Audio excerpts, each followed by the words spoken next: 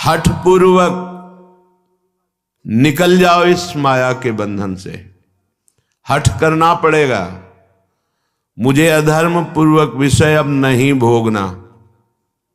बड़ा जोर का हठ करना पड़ेगा, नहीं बार बार कसम खाने पर, नियम लेने पर, वचन देने पर फिर भी हम फिसल जाते हैं, क्योंकि वो सच्चा हठ नहीं आया। अभी हमारे अंदर ये भाव है कि इस भोग में हम सुख ले लेंगे, इसलिए कसम खाने पर, नियम लेने पर, वादा करने पर भी हम फिसल जाते हैं। त्यक्त्वा हठा निःसृतः, इनसे तुम हठपूर्वक अपना राग छुड़ा लो, नहीं ये हठपूर्वक तुमसे हट जाएंगे। बलात्काल सब कुछ छीन लेगा। क्रंदम क्रंद ममंद कंदलित सदभवांकुर सत्वरम। यदि तुमने इनका राग छोड़ दिया, नाम जपना शुरू किया, धाम का आश्रय ले लिया या धाम का वास मिल गया, तो तुम्हें एक परम लाभ मिलेगा।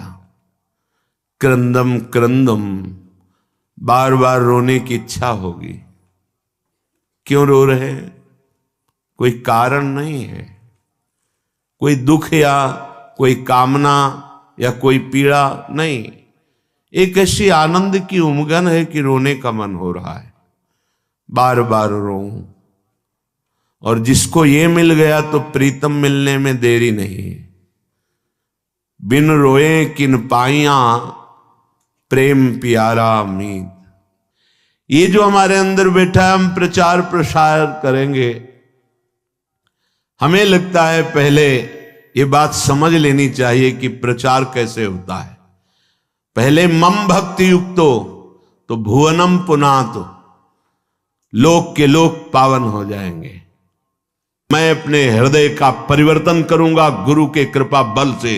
अब वो विश्व का परिवर्तन कर सकता है, भाषा ही बदल जाती है। जब गुरु कृपा का अभाव होता है तो भाषा बदल जाती है, लक्ष्य बदल जाता है। नहीं, जो सद्गुण संपन्न हुए उन्होंने कहा, जो मैं अपने अवगुण का हूं, बाढ़ी कथा पार नहीं लाऊं। बड़ा विचित्र माया का स्वरूप है। हृदय द्रवित जब तक तुम्हारा नहीं हुआ तो हृदय का परिवर्तन शासन से नहीं हो सकता। ध्यान रखना, कोई अपने बल विक्रम से किसी के हृदय का परिवर्तन नहीं कर सकता। माना कि उसके पास हर बल है तो वो विनाश लीला कर सकता है, लेकिन साधु का जब अवतार होता है तो भगवान से भी बढ़कर होता है। मोरे मन प्रभुस विश्वासा, राम ते अधिक राम करदासा। जब भगवान का अवतार होता है तो परित्राणाय साधूनाम विनाशाय च दुष्कृताम।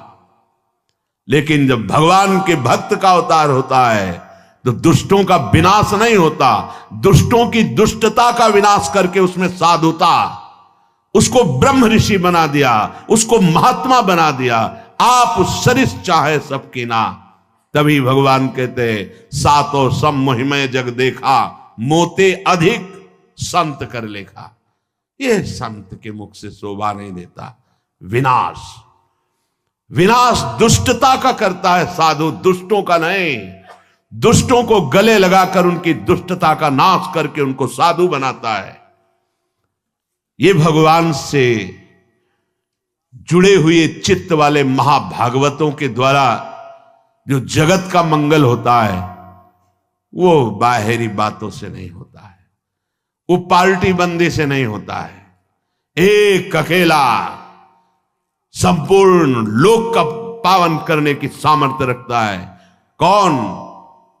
जो वाग गदगदा द्रवते यस्य चित्तम रुदक्त्य भीक्षणम हसते क्वचिच्च विलज्ज उद्गायति नृत्यते च मद भक्ति युक्तो भुवनम पुनात। पहले मद भक्ति युक्तो, पहले हृदय में भगवान की ऐसी भक्ति जागृत हो गई, सब जगह अपना स्वामी नजर आ रहा है। अब वो जहां बोलेगा, हृदय की ग्रंथ खोलेगा, जिससे मिलेगा उसके जीवन का परिवर्तन होगा, क्योंकि हृदय में वो वस्तु जागृत हो गई है। बचना चाहिए दूसरों के सुधार का ठेका जो हृदय में जागृत होता है, ये बचना चाहिए। जब आप प्रभु के हाथ के यंत्र बन जाएंगे तो बड़ा सा बड़ा कार्य ऐसे हो जाएगा। वो प्रभु जो मूकम करोति वाचालम पंगुम लंघयते गिरिम यत् कृपातम हम वंदे परमानंद माधवम। मूक होए वाचाल पंगु चढ़े गिरिवर गहन, जो एक कदम नहीं चल सकता वो पहाड़ लांग सकता है। जो चेतन का जड़ करे जड़े करे चैतन्य असमर्थ, मसकई करे बिरंची अजय मसकते हीन। ब्रह्मा को मच्छर बना दे मच्छर को ब्रह्मा। ऐसे सामर्थ्यशाली प्रभु जिसके हृदय में जागृत हो गए, वो मम भक्ति युक्तो भोनम पुनात। पहले अपनी स्थिति में आए, पहले स्थित प्रज्ञ बने, तब बात देखे तो किसी का उद्धार करने की बात ही नहीं रह गई। कीर्तन परायण, नाम जप परायण, लीला गायन परायण जो महाभागवत जन हैं, इनके द्वारा बिना संकल्प के स्वयं जगत का मंगल होता रहता है। गीत्वा तुमम नामानि नर्तयेन मम सन्निधो इदं ब्रवीमि ते सत्यम क्रीतोहम तेन चार्जुन। हे अर्जुन, जो उच्च स्वर से विविध ध्वनियों में मेरे नाम का कीर्तन करता हुआ मेरे सामने नाचता है, मैं सत्य कहता हूं, मैं उसको देने में असमर्थ हूं, स्वयं बिक जाता हूं। क्योंकि भगवान ऐसे प्रेमी को माया नहीं देते। भगवान कहते हैं मेरे पास कुछ देने के लिए नहीं रहता, मैं स्वयं उसके अधीन हो जाता हूं। सत्यम कृतोहम तेन अर्जुन इदम ब्रवीमि ते सत्यम। मैं सत्य कहता हूं कि मेरे पास कुछ उसके लिए देने को नहीं रहता है, अर्थात सर्वस्व दे देता हूं और स्वयं अधीन हो जाता हूं। जो मेरे नाम का कीर्तन करके मेरे सामने नाचता है, ये खिलवाड़ नहीं है जो आप करते हैं, ये मनोरंजन नहीं, ये लोक रिझावा नहीं है, अपनी स्वामिनी जी के लिए है। कैसे कोई प्रभु के नाम की महिमा का वर्णन कर सके? कहां लगी नाम बढ़ाई, राम न सके नाम गुण गाई। समझ में नहीं आता। क्यों समय को अन्य क्रियाओं की भावनाओं में छीन कर रहे हो? नाम सबसे बड़ा महान कार्य है। त्रिभुवन में सबसे बड़ा अनुष्ठान नाम है। उस नाम का चाहे कीर्तन करो, जप करो, स्मरण करो, ये सब एक ही है। तुम्हें जिस समय जैसी भावना आवे, कभी जप की, कभी कीर्तन की, कभी स्मरण की। स्मरण माला भी नहीं है, कुछ बाहर से ऐसा नहीं, भाई याद है। हृदय बार बार रोने का करता है मन, और बार बार आंखों के सामने वो नाम है, वो नाम का नामी रूप है, वो विकलता है, उसे स्मृति कहते हैं। ये सब साधनों का फल है जब स्मृति जागृत होती है। प्रभु के परम पावन नाम का किसी भी तरह से, चाहे वो कीर्तन से हो, वो जप से हो या स्मरण से हो। कल्याण शब्द बहुत छोटा है नाम के आगे। हमारा कल्याण हो जाए, हमारे पाप नष्ट हो जाए, बहुत छोटा शब्द है नाम की महिमा के आगे। नाम के प्रताप से प्रहलाद जी ने जड़ वस्तु में सच्चिदानंद को प्रकट कर दिया। खंभा जड़ है, इससे चैतन्य घन परमात्मा नरसिंह रूप से प्रकाशित हो गया। नाम के प्रताप से ही बड़े बड़े प्रहार प्रहलाद जी पर किए गए, अग्नि में बैठाल दिया गया, बड़े बड़े विषधर सर्पों से डसाया गया, जहर पिलाया गया, पर्वत के नीचे दबाया गया, क्या क्या कष्ट दिया गया, कुछ नहीं हुआ प्रहलाद जी को। मीरा जी को हलाहल जहर दिया गया चरणामृत कह के। ये संतों को प्रसाद रूप में मिलता है, ये लीलाएं होती हैं। भला ऐसे महापुरुषों से किसको भय है, पर यह संसार बख्शता नहीं है। पूज्य पाधुड़िया बाबा जी महाराज सत्संग कर रहे थे, एक आदमी को पैसा दिया गया, बस तुम चाकू लेके जाओ और नाक काट लो, क्योंकि उन महापुरुष के सामने दूसरा फिर कोई था नहीं उस समय। संत महात्मा सब थे, पर एक प्रकाश होता है, उनका ऐसा प्रकाश था। नया रेलवे स्टेशन वहीं बन गया था, यद्यपि स्टेशन नहीं था, पर ट्रेन पूरी की पूरी वहीं रुकती, मेला लगा रहता। महापुरुषों का प्रताप होता है। तो जो भगवत प्राप्त नहीं तो फिर ईर्ष्या रूपी दोष आ जाता है, ये बड़ा ऊंचाई पे आता है। कंचन तजना सहज है, सहज तिया का ने मान बढ़ाई, ईर्ष्या दुर्लभ तजनाए। तो वो व्यक्ति बड़ी सावधानी से चाकू लिए हुए गया। महापुरुषों के पास जो सेवा में रहते हैं इतने निर्मल हृदय के होते हैं कि उनको ऐसी कोई शंका ही नहीं थी। भला ऐसे निरपेक्ष समदर्शी महापुरुष को किससे भय। नजदीक गया तो उन्होंने रोका नहीं, प्रणाम की मुद्रा की, सामने समझा कि श्रद्धावान है, चाकू निकाली, मारा ऐसे नाक पे, बड़ी चाकू थी। अब वो तत्काल ऐसे हाथ पकड़ ले, पकड़ते पकड़ते एक चावल भर वो नाक पे, रक्त का प्रवाह चल पड़ा। तत्काल लोहे से उसको मारने को बाबा ने कहा, सबको हमारी शपथ है इसे मारा नहीं जाए। और गुफा थी, अब भी है नीचे की तरफ, अंदर उनका वहां ले गए कि कहीं ये भीड़ मार ना डाले उसको, एकांत में ले गए। तत्काल औषधि आदि के द्वारा रक्त स्राव बंद किया गया। बाबा ने पूछा, भैया हमने कभी कुछ कटु वचन कहा क्या आपको, कभी हमने दुख दिया क्या आपको, आप क्यों इस शत्रुता का व्यवहार कर रहे? वो रो पड़ा। एक तो भयभीत था, दूसरा बाबा का प्यार देख करके रो पड़ा और कहा, बाबा मेरी बुद्धि मारी गई थी, मैं हाथरस का हूं, मुझे इतना पैसा दिया गया है और इतना भी मिलेगा आपकी नाक काटने के लिए। बाबा ने कहा, आप हाथरस के लिए 2-3 जो निजी पार्षद थे कि तुम्हें शपथ है इसको कुछ बोलना भी नहीं, पैसा लो और हाथरस की गाड़ी में बैठा लो, जब ये सुरक्षित निकल जाए तब वापस आओ। ये संसार बड़ा कड़वा है, ये सदैव ऐसे महाभागवतों को कष्ट देता रहा है। अंततोगत्वा जो बाबा के जीवन की लीला बड़ी ही दर्दनाक हुई। 6-6 इंच गड़ा सा खोपड़ी, कभी एक कटु वचन बोला हो बाबा ने, कभी ब्रह्म रूप ऐसे निरपेक्ष, तो ये कड़ुआ संसार, कभी प्रहलाद जी ने किसी को कड़ुआ शब्द बोला हो, कितना कष्ट। मीरा जी हलाहल जहर दिया गया, जब पूरी रात कीर्तन करते हो गए कुछ नहीं हुआ मीरा जी को, तो जहर देने वाले देवर को लगा कि हमें लगता है वैद्य मीरा पर कृपालु है, उसने जहर नहीं बनावटी जहर किया, बुलाया उस वैद्य को और उस कटोरे को जिसमें भेजा गया था धो के पिला दिया, तत्काल मर गया। तो उनको आश्चर्य हुआ कि मीरा है क्या, जहर तो इतना प्रबल है कि धो के पिला दिया गया तो वैद्य मर गया, पूरा जहर मीरा पी गई।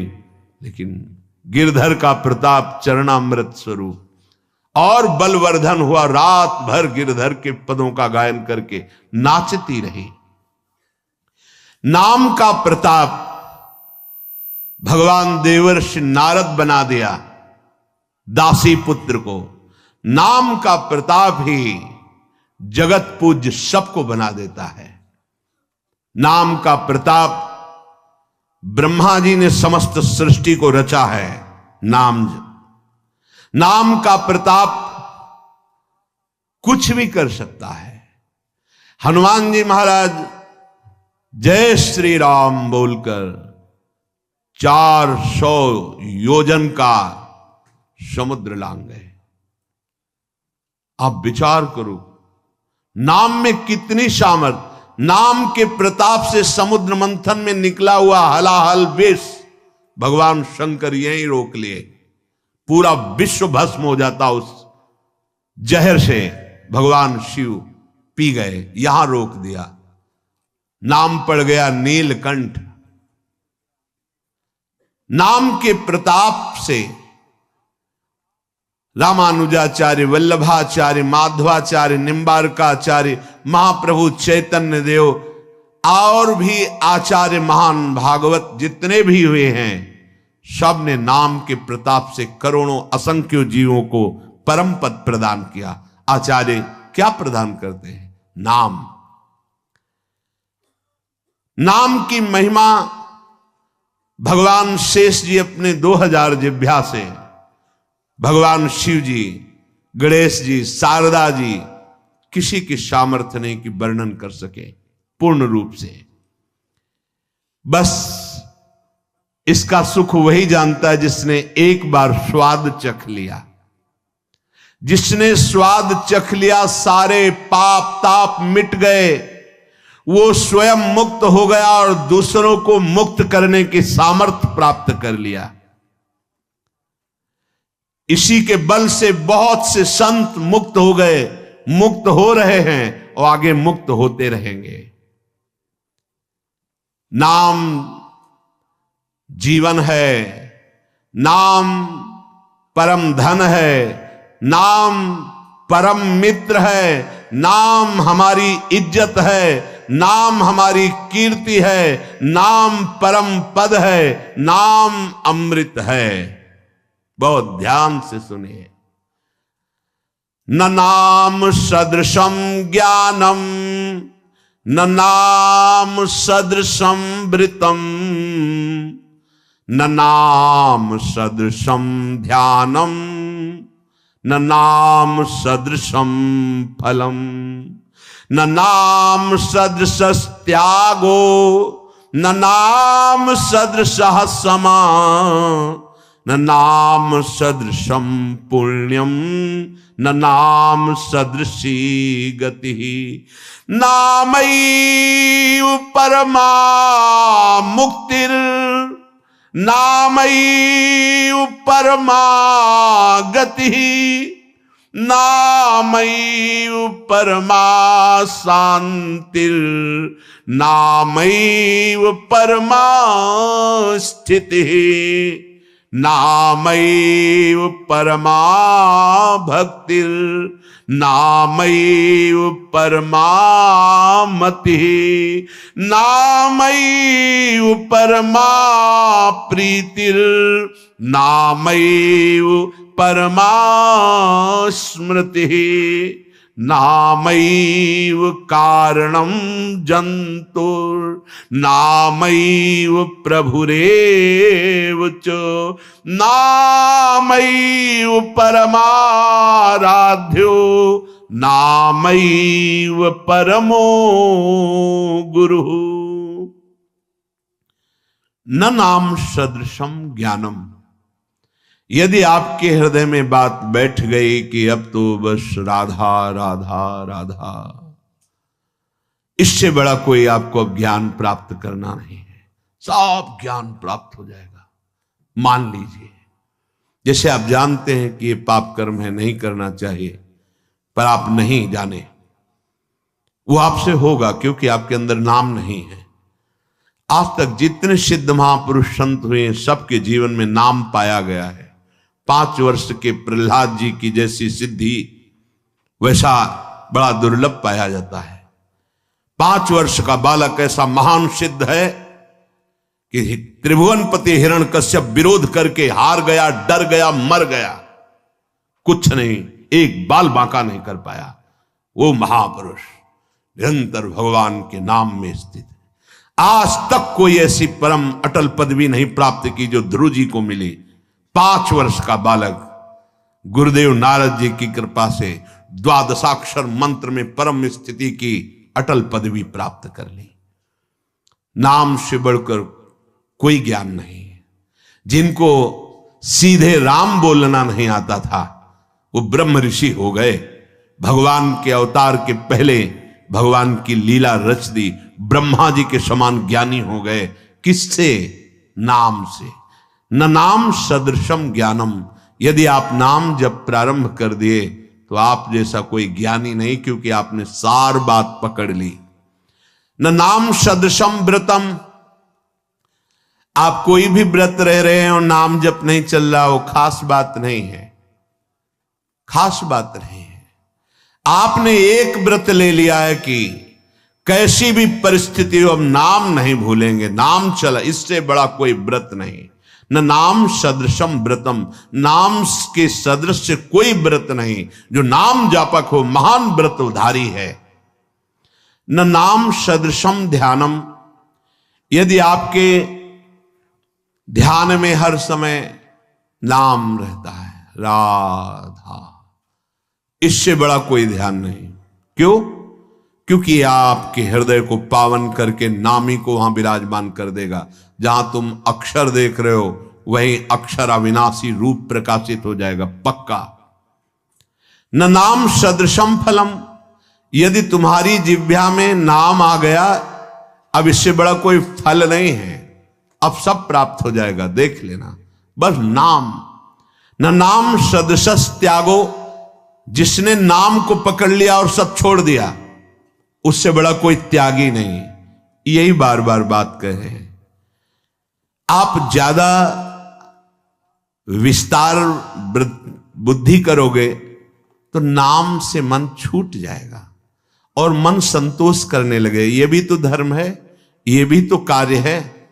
अच्छा नहीं, एक महान व्रत है जिसका निरंतर नाम, उसके लिए अवसर तुम्हें मानव देह में दिया गया है। अगर नाम जप कर रहे हैं तो आप सबसे बड़े त्यागी हैं। किसी भी प्रक्रिया से मेरा नाम जप नहीं छूटना चाहिए। त्रिभुवन की राजलक्ष्मी देने पर जो आधे पल के लिए भी अपने प्रभु का नाम विस्मरण नहीं करता, वो महाभागवत है, एकादश स्कंद में वर्णन किया गया है। त्रिभुवन की राजलक्ष्मी देने पर नहीं, अपने प्रभु को नहीं भूल सकता। न नाम सदसस त्यागो। दूसरा भाव, नाम जपो, देखो इतना बड़ा त्यागी बना देगा आपको। हृदय से संपूर्ण ब्रह्मादिक के भोग सब विषम लागत ताई, नारायण ब्रज चंद की लगन लगी है जाई। अद्भुत त्याग प्रकट कर देता है नाम। न नाम सदृशम समः। इंद्रियों को अधीन कर लेना, मन का निग्रह कर लेना, ये बहुत कठिन होता है। लेकिन नाम जब करो, देखो अपने आप इंद्रियां शांत हो जाएंगी, मन शांत हो जाएगा। न नाम सदृशम पुण्यम। अगर नाम जब चल रहा है, इससे बड़ा कोई पुण्य नहीं है, इससे बड़ा कोई पुण्य नहीं है।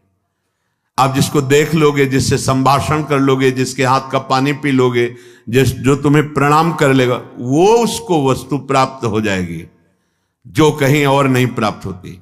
इसलिए नाम जापक जनों के द्वारा सतरत सतरत सा लोकांतरियत, ये फ्री नहीं प्रणाम नमस्कार, कुछ भी यहां फ्री नहीं। जो आप भजन कर रहे हैं उसका हिस्सा सबको जाता है। इसीलिए शुभ नमस्कार करने वाले ले गए, अशुभ निंदा करने वाले ले गए, शुभ अशुभ दोनों का त्यागी वो भगवान को प्राप्त हो गया। न नाम सदृशम पुण्यम। जब नाम पे तुम्हारी ये बात आ जाएगी, इससे बड़ा कोई पुण्य नहीं, इससे बड़ा कोई दान नहीं। आप जोर से बोले जय जय श्री राधे, और ये जिनके कानों में पड़ा उनका मंगल हुआ, इससे बड़ा कोई दान नहीं है। दूसरा, गुरुदेव को इसीलिए बहुत बड़ा दानी कहा गया क्योंकि उन्होंने नाम दान किया है। ये प्राकृतिक मायाकृत वस्तुओं के द्वारा गुरु दक्षिणा देने से कोई ऋण नहीं हो जाता। गुरु ऋण से उऋण हुआ जाता है सिर्फ भगवत प्राप्ति करके। जो गुरुदेव ने मंत्र नाम दिया, उसी के प्रभाव से इष्ट का साक्षात्कार कर लिया, अब गुरु स्वरूप हो गए, गुरु ऋण से मुक्त हो गए। न नाम सदृशी गति ही। जिसकी जिह्वा पे नाम चल रहा है उसको जो गति प्राप्त होगी, और किसी साधनों में उतनी सामर्थ्य नहीं कि वो गति प्रदान कर सके। नामयु परमा मुक्तिर। नाम चल रहा है तो मोक्ष तुम्हारे चरण चूम लेगा, देख लेना। नाम जप करो, समस्त सिद्धियां, समस्त मोक्ष अपने आप आपके हृदय में आके बताएंगे कि मैं आ गया, स्वीकार करो। हृदय के द्वार पर वो नाम जापक ध्यान ही नहीं देता, ना उन सिद्धियों का, ना उन मोक्षों का। नामैव परमा शांतिर, आहा, नाम जापक का हृदय जैसा शांत होता है, द्वंद्वातीत होता है, गुणातीत होता है, वैसा अन्य साधनों में बड़ी कठिनता से। नामैव परमा स्थिति ही, जो निरंतर नाम जप करता है उसकी परम स्थिति होती है, महान स्थिति। कहां होती है? लीला प्रवेश, जो अत्यंत दुर्लभ है। ये नाम प्रेम मूल है, प्रेम प्रकट हुआ, लीला में प्रवेश हुआ। नामैव परमा भक्तिर, नाम चल रहा है तो परम भक्ति हृदय में विराजमान। नामैव परमामति ही, नाम चल रहा है, आपसे बढ़कर बुद्धिमान कोई है ही नहीं। देख लेना, बहुत बुद्धिमान बनते लेकिन विनाश की तरफ जा रहे हैं, वो बुद्धि नहीं है। बुद्धि वही है जो अविनाशी से मिला दे, वो बुद्धि केवल नाम जपने से आती। सेवक जी महाराज कह रहे हैं, नाम जपत आई सब सोई, देव सुबुद्धि कृपा करे मोई। जितना ज्ञान है वो सब नाम जप करने से आ जाता है। नामैव परमा प्रीतिर, जिसकी जिह्वा पे नाम चल रहा है वो परम प्रेम को प्राप्त हो जाएगा। नामैव परमा स्मृति, जिसकी जिह्वा पे नाम चल रहा है उसकी अद्भुत स्थिति स्मृति में होगी। जो गीता जी सुनने के बाद अर्जुन कहते हैं नष्टो मोहा स्मृतिर्लब्धा, तो अद्भुत स्मृति का प्रभाव उसके हृदय में जागृत हो जाएगा जो नाम जप कर रहा है। नामैव कारणम जंतुर, समस्त जीवों के परम कल्याण का कारण नाम ही है। नामैव प्रभुरेव च, नाम स्वयं नामी बनकर तुम्हारी जिह्वा पे बैठा है। जय नाम तेई कृष्ण, स्वयं कृष्ण कृष्ण नाम बनकर जिह्वा में, स्वयं किशोरी जू राधा नाम जिह्वा में। ये किशोरी जू बैठ गई, राधा राधा राधा। नामैव प्रभुरेव च, स्वयं प्रभु जिनका नाम जप कर रहे हो वो नाम बनकर तुम्हारी जिह्वा में है। नामैव परमाराध्यो, इसलिए उपासक का परम आराध्य नाम है। नामैव परमो गुरु, यदि नाम जप कर रहे हो तो गुरुदेव तुम्हारे हृदय में नाम रूप से विराजमान। गुरुदेव का प्राण, गुरुदेव का जीवन उनके द्वारा दिया हुआ नाम मंत्र है, इसलिए परम गुरु। नाम जिसके हृदय में चल रहा है उससे बढ़ करके कोई साधना, कोई उपासना नहीं। इसलिए उपासक को चाहिए उठते बैठते चलते फिरते हर समय नाम। क्या अद्भुत महिमा है नाम की। अगर इसका श्रवण किया, मनन किया और नाम में लग गए तो फिर कोई प्रश्न नहीं रह जाएगा। नहीं तो ये प्रपंच बार बार हृदय को गंदा करता रहेगा। जैसे बने भाव को भाव न खाल सहू, नाम जपत मंगल दिस दसहु। खूब नाम जप कीजिए और बचिए माया के आकर्षण से। एक एक वृत्ति कृष्णाकार भगवदाकार कीजिए। शेष चर्चा आगे। श्री राधा वल्लभ लाल की।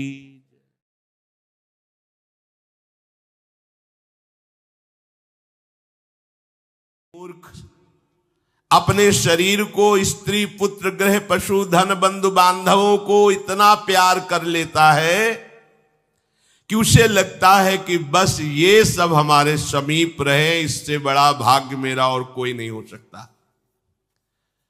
अब इनके पालन पोषण की चिंता में इसका हृदय जलता रहता है। दुर्वासना से दूषित हृदय होने के कारण इसके हृदय में ज्ञान नहीं होता। परिवार का पोषण करने के लिए पाप करने लगता है, मनमानी आचरण, जैसे धन आवे वैसे। ध्यान रखना, यदि आपने किसी निर्दोष को दंड विधान किया है किसी पदवी पे बैठ के, या किसी असहाय असमर्थ को अपने बल के द्वारा रौंद करके तुमने धन लिया है, या छल कपट हिंसा के द्वारा तुमने धन लिया है, तो किसी दूसरे की जरूरत नहीं तुम्हारा नाश करने के लिए, वो धन ही पर्याप्त है। जो धन तुमने लिया है तुम्हें किसी दूसरे दुश्मन की जरूरत नहीं, वो धन ही तुम्हारा सर्वनाश कर देगा। देख लेना, खुद अनुभव कर लेना। इसी जीवन में तुम्हें अनुभव होगा कि मैंने बहुत गलत किया है। मरते समय तक तुम्हें बोध हो जाएगा कि तुमने क्या किया है। अभी नशा है तुम्हारे दिमाग में बल का, बुद्धि का, तो देख लो कुमार्गामी प्रवृत्तियों के द्वारा धन कमा के, पर जब इसका परिणाम आएगा तो रोते नहीं बनेगा, रोने लायक भी नहीं रहोगे, आंसू भी नहीं निकल पाएंगे, आह मचेगी हृदय में। वो अपनी परिवार के पोषण के लिए इतना जलने लगता है कि तरह तरह की पाप की कमाई करके परिवार को सुखी करना चाहता है। हे माता जी, वो धन वस्तुएं कमा के लाता है और उल्टा स्त्रियों के द्वारा संभोग आदि के समय प्रदर्शित किए हुए माया में कपटपूर्ण प्रेम को वो अपना जीवन समझ लेता है। बालकों की मीठी मीठी तोतली बानी में वो इतना फंस जाता है कि दुख प्रधान कपटपूर्ण कर्म करके उनकी कामनाओं को पूर्ण करना चाहता है। दूसरे बेटे का अपहरण करके उसकी हत्या भले हो जाए पर मेरा बेटा सुखी रहे। कैसे ऐसा हो सकता है? ऐसा कैसे हो सकता है? अगर किसी को तुमने 100 आंसू गिराए हैं तो 10,000 आंसू तुम तैयार रखो, तुम्हारे 10,000 आंसू गिरेंगे। तुमने किसी को अगर एक बार भी कटुवचन बोला है तो 10 बार तुम्हें कटुवचन सहना पड़ेगा। ये भूमि है, जैसे एक दाना फेंको तो सैकड़ों दाना पैदा कर देती, इसे कर्म भूमि कहते हैं। तुम्हारा कर्म बहुतायत होकर तुम्हें फल देगा, अच्छा या बुरा, जैसा कर्म किया है। अब वो सोचता है कि धन के द्वारा हम अपने और अपने परिवार के दुख का नाश कर लेंगे। इसी में वो सुख मानने लगता है कि एन केन प्रकारेण दंभ कपट पाखंड झूठ हिंसा दुराचार व्यभिचार, कैसे भी हो धन मिलना चाहिए। अब वो भयंकर हिंसा वृत्ति के द्वारा धन संचय करता है और अपने परिवार का पोषण करता है, जिसके फलस्वरूप उसके लिए नरक निश्चित हो जाता है। जीते जी ये अमुक नरक में जाएगा। जैसे कानून है, आप हत्या करोगे तो अमुक केस लगेगा, उसका परिणाम आपको फांसी या आजीवन सजा, ऐसी पहले से निश्चित है। ये कर्म करोगे तो आपको ये नरक मिलेगा, ये कर्म करोगे इतने कल्प तक। वहां वर्ष नहीं चलते, कल्प चलते हैं। स्वयं तो उनके खाने पीने से बचे हुए जूठे अन्न को खाकर सुख पाना, बच्चे का जूठा, परिवार का अच्छा लगा, मेरा परिवार, और वैसे ही दूसरे परिवार का नाश करके, हिंसा करके वो धन कमाता है। जब ऐसा कोई करता है तो बार बार प्रयत्न करने पर भी दुख हटता नहीं, दुख बढ़ता चला जाता है। लोभवश वो इतना अधीर हो जाता है कि उसे जीवन भार लगने लगा। अब क्या करूं, कैसे करूं? क्योंकि अधर्म के द्वारा कमाया हुआ धन कभी शांति प्रदान नहीं करता, सदैव दुख बढ़ाता रहता है, विपत्तियां बढ़ाता रहता है।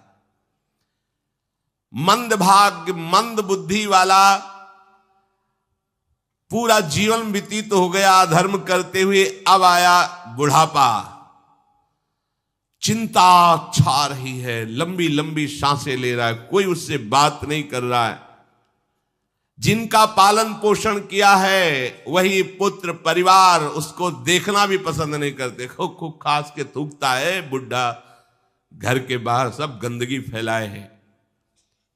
अगर कहीं साइड में कमरा पिछवाड़े टाइप कहीं हो तो ऐसे रखे जाते बूढ़े बाड़े, इज्जत खराब होती, सामने ही प्रवेश होते, खांस रहे बैठे हैं, कोई उनका आदर नहीं करता। जैसे किसान बूढ़े बैल की उपेक्षा कर देता है, ऐसे परिवार वाले उसकी उपेक्षा कर देते हैं। फिर भी उसे घर से वैराग्य नहीं होता, हरि की याद नहीं आती। उसने स्वयं जिनको पाला था वही उसका निरादर करते हैं, पक्का। एक बिंदौर है यमुना के किनारे, फतेहपुर जिला, उस समय भ्रमण में थे तो एक गांव की गली से निकलना पड़ा। तो कोई ऊपर से देख रहा था, वृद्धाया, बड़ा महल जैसा मकान बना था।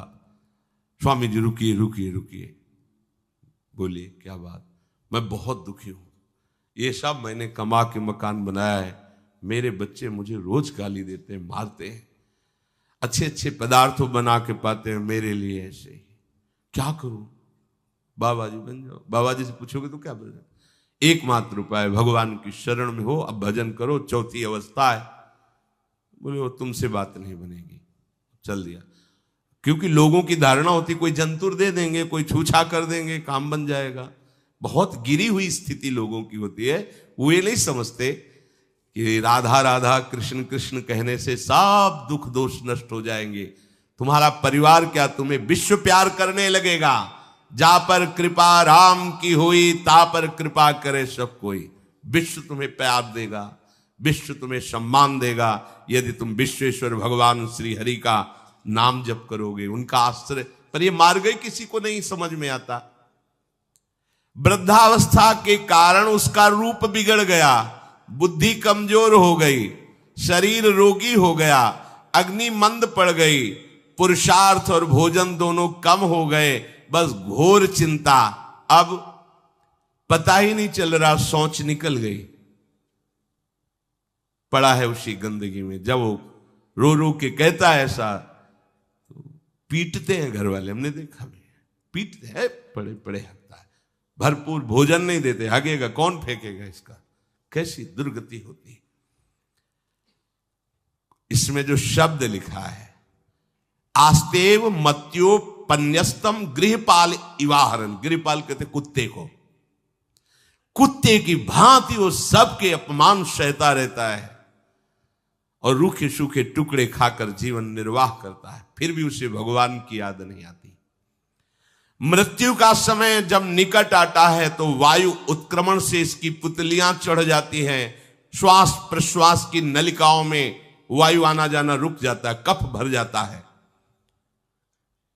अब इसे श्वास लेने में भयानक कष्ट होता है, कंठ में घुरघुराहट, पर उसका मोह उन्हीं अपने बच्चे, परिवार, घर, शब्द, ये सब छूट जाएगा। बड़ी दुर्गति है। अंतिम समय क्या सोच रहा है, ये पत्नी छूट जाएगी, बेटे छूट जाए, और बेटों ने क्या उनके साथ व्यवहार किया, ये मोह है। ये मेरा कमाया हुआ मकान कैसे छोड़ सकता हूं? तो छिपकली बन के आना, इसी मकान में रेंगना। पक्का आपका अंतिम फाइनल आपका चिंतन होता है, आपका चिंतन वही बनेगा जो जीवन भर आपने किया, उसके परिणाम में। बंधु बांधव आकर घेर लेते और मनाने लगते हैं कि अब जल्दी मर जाए, भगवान उठा लें इसे। मृत्यु पाश के वशीभूत महान कष्ट को भोगता हुआ अपने परिवार का चिंतन करता है। वो मूड ये भी नहीं सोच पा रहा कि अगर अंतिम समय कृष्ण बोल दूं, राधा बोल दूं तो काम बन जाए। कुटुंब का भरण पोषण और मोह में लगा हुआ यमराज के दूत आते हैं, मार मार के उसके प्राणों को खींचते हैं। वो तो मार वही जानता है जिस पे पड़ती है, पर सोचता कौन है? विवेक है नहीं, इसलिए सोच काम नहीं करती। भयंकर रोष युक्त नेत्र वाले, जिनके देखने से पेशाब छूट जाए, तभी तो आप देखो मरने वाले का शौच और लघु शंका सब छूट जाती है देखने मात्र से, इतने वो भयानक है। वो देखकर भय के कारण मलमूत्र त्याग कर देता है। सा दृष्ट्वा त्रस्त हृदय स्रकन मूत्रम विमुंचति, इतना भयावह स्वरूप होता है उनकी घुड़क, और उनकी मार की टट्टी पेशाब सब छोड़ देता है। यमदूत उसे भयंकर यातना देते हुए प्राण खींचते हैं। अब ये तो वही जानता है जिसके खींचते हैं। बाहर वाले सब घेरे बैठे हैं, कोई एक बार भी नाम नहीं बोला। अगर एक बार बोल देता राधा तो भाग जाते यमदूत और वो बच जाता। पर यह सौभाग्य तो जिसने जीवन में धर्म किया है, कहीं ना कहीं भगवद आश्रय लिया, उसको ये मिलता है। जैसे कोई घोर अपराधी को सिपाही बांधकर ले जाते हैं, उसी प्रकार रस्सी में बांधकर बलात् उसको यमलोक की लंबी यात्रा कराती है। रास्ते में पिटाई, घुड़कियां, उसे प्यास लगती, पानी नहीं दिया जाता, तपती हुई भूमि पर चलाया जाता है। कुत्ते नोचते हैं, व्याकुल हो उठता है। भूख प्यास उसे बेचैन कर दी, पर यहां किसी की भूख नहीं मिटाई तो तुम्हें रास्ते में भोजन नहीं मिलेगा।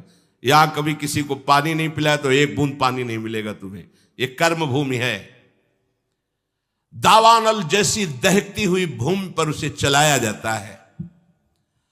तप्त बालुका में मार्ग में जब एक पग भी आगे बढ़ने की सामर्थ्य नहीं होती, मूर्छा जाती है, मार मार के उसे चेतना में लाते हैं यमदूत, फिर घसीटते हैं। महान दुख में अंधेरे मार्ग से अत्यंत क्रूर यमदूत उसे यमपुरी को ले जाते हैं। कितना मार्ग? 99,000 योजन मृत्यु लोक से।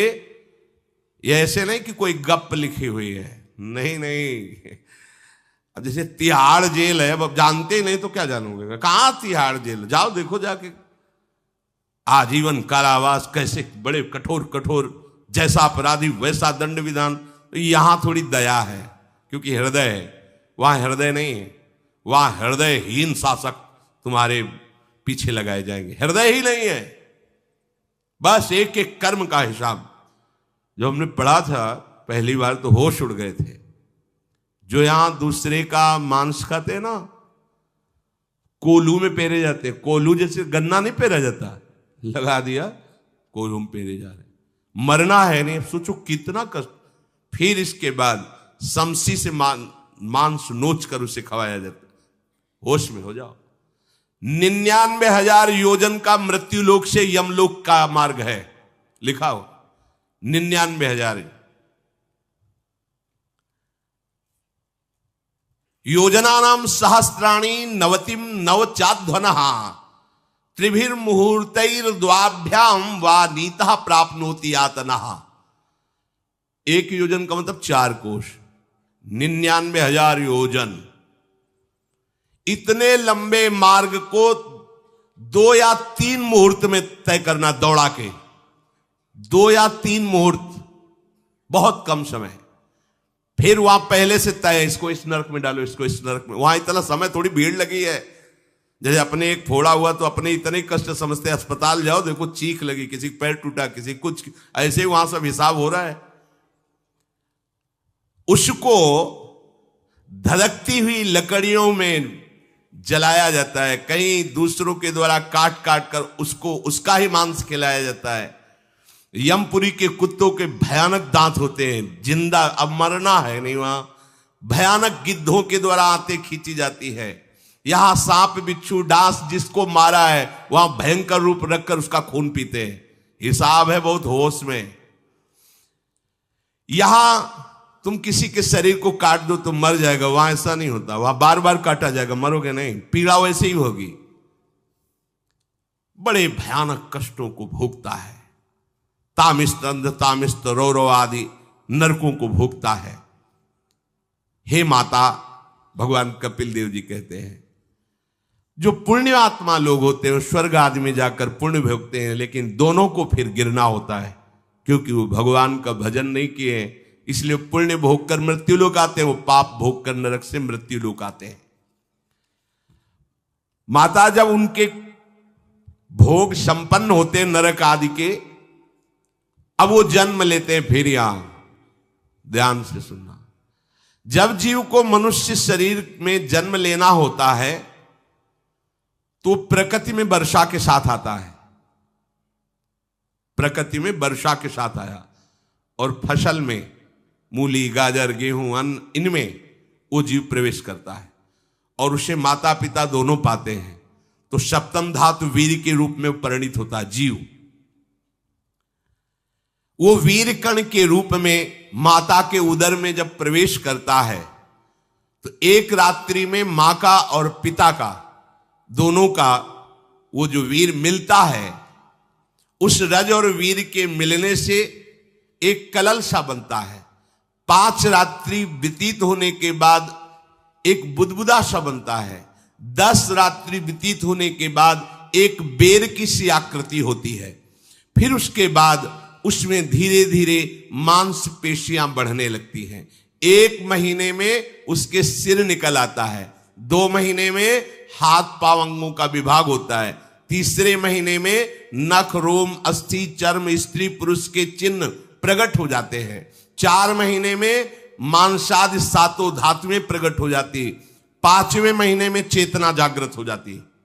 जैसे अपने चेतना, ऐसे 5वें महीने में गर्भस्थ शिशु की चेतना जागृत हो गई। जीव है पर चेतना 5 महीने बाद मां के गर्भ में जागृत। अब उसे भूख लगती है, प्यास लगती है, वहां की तापमयी जलन, पीड़ा, छोटे छोटे कीड़ों के द्वारा काटना। 6ठे मास में झिल्ली से लपटा हुआ मां की दाहिनी कोख में कीड़े की तरह तड़पता है।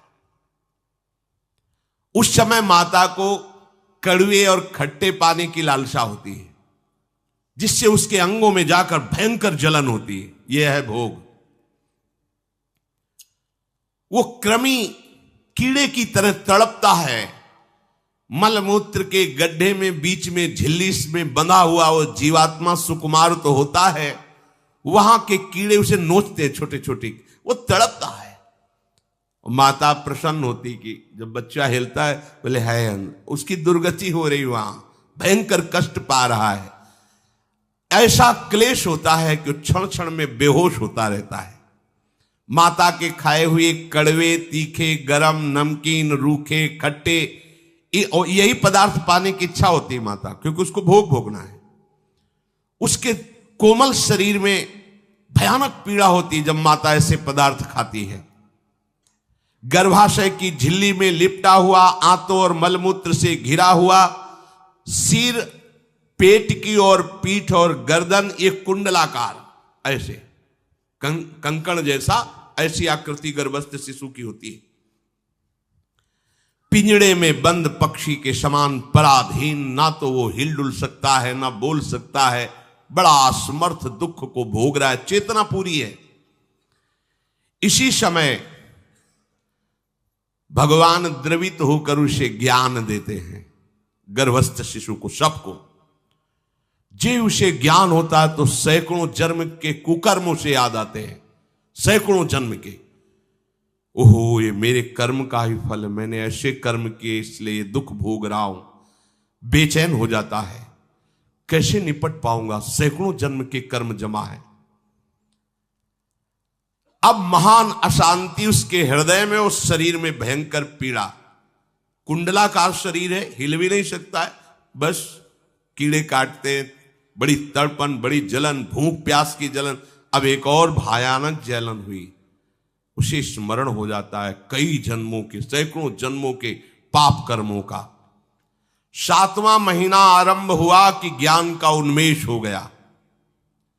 अब प्रसूति वायु उसे चला रही है, तड़पता है वो। सप्त धातु में स्थूल शरीर से बंधा हुआ वो जीव भयभीत होकर के पुकारता है, अगर कोई भगवान है तो एक बार मुझे यहां से निकाल दे। वो विनय करता है भगवान से, कोई अगर भगवान है जिसने मुझे इस बंधन में डाला है, एक बार निकाल दे, यहां से जाके केवल भजन करूंगा। जीव कहता, जंतुरुवाच तस्योपशन्नमवितुम जगदिच्छयात् नाना तनोर्भुवि चलच्चरणारविंदम सोहम ब्रजामि शरणम रकुतो भयम में येने दृशी गतिरदर्श सतोनुरूपा। हे प्रभु, मैं बड़ा अधम हूं। ये ज्ञान भगवान की तरफ से गर्भस्थ शिशु को होता है। देखो, स्वयं वो इतना कष्ट पा रहा है, फिर जब आप गर्भ हत्या करते हैं तो आपका पाप कितना बड़ा होगा, सोचो। सब माताओं से विनय है, संयम से रहो, सावधान रहो। ये हत्या ऐसी नहीं कि तुम्हारे दान पुण्य से क्षमा हो जाएगी। ये जो भ्रूण हत्या है, गर्भ हत्या है, बहुत बड़ा पाप है। आप लोग अज्ञान के कारण इसको ध्यान नहीं देते, इसे खिलवाड़ समझते हो। कितना ज्ञान है। बेटी ही मां है, बेटी ही बहन है, बेटी ही पत्नी बनती है, बेटी ही किसी के जीवन को धारण करने वाली बनती है। और आपने गर्भ में देख लिया बेटी है, तुम स्वयं मां होकर उसका साथ दे रहे हो, उसका नष्ट करने के लिए। हमारी तो बात ही समझ में नहीं आती, क्या बुद्धि भ्रष्ट हो गई। अगर पुरुष का इतना महत्व है तो बेटियां ना हो तो तुम्हारी कौन सी गति होगी, सोचो जरा, जीना मुश्किल हो जाएगा तुम्हारा। तुम पुरुष किस काम के रह जाओगे? तुम्हारा अर्धांग काट दिया जाए तो तुम कैसे होगे? ये स्त्री स्वरूप अर्धांग है। जिस घर में मां बहन नहीं है, स्त्री स्वरूप नहीं, स्मशान जैसा वो होता है। ध्यान दीजिए, ये बहुत बड़ी गलती है जो अपनी बेटियों की हत्या करते हैं। और ये वो पाप है जो अक्षम्य अपराध है। स्त्री हत्या करना शास्त्रों में बहुत बड़ा पाप कहा गया है। फिर वो तो बच्चा है, बिल्कुल नहीं।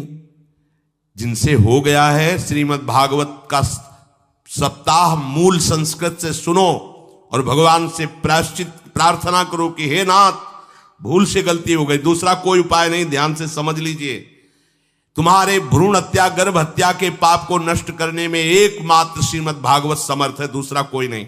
कोई दान पुण्य तीर्थ स्नान तुम्हें क्षमा नहीं कर पाएगा। यह ऐसा महापाप है। अगर हृदय में जलन करके और मूल संस्कृत के द्वारा पूरी 7 दिन में भागवत श्रवण की जाए नियम से, तो भागवत समर्थ है, इस हत्या के पाप से भी आपको मुक्त कर देगी। जिनके ऐसे हत्या हो गई हो, करवा लो, नहीं तो बुद्धि आगे भ्रष्ट करके तुम्हें हरि गुरु से विमुख कर देगा। ये पाप ऐसा नहीं कि तुम्हें 2-4 माला घुमाने से क्षमा हो जाएगा। ये महत अपराध है। सबकी समझ में नहीं आता, समझ जाओ, नहीं तो आप जहां भी हो वहीं से भ्रष्ट कर देगा। ये अपराध नष्ट नहीं होगा, श्रीमद् भागवत की कृपा से नष्ट हो जाएगा। यह हमें बहुत विश्वास है। श्रीमद् भागवत सप्ताह की यह है ही महामहिम।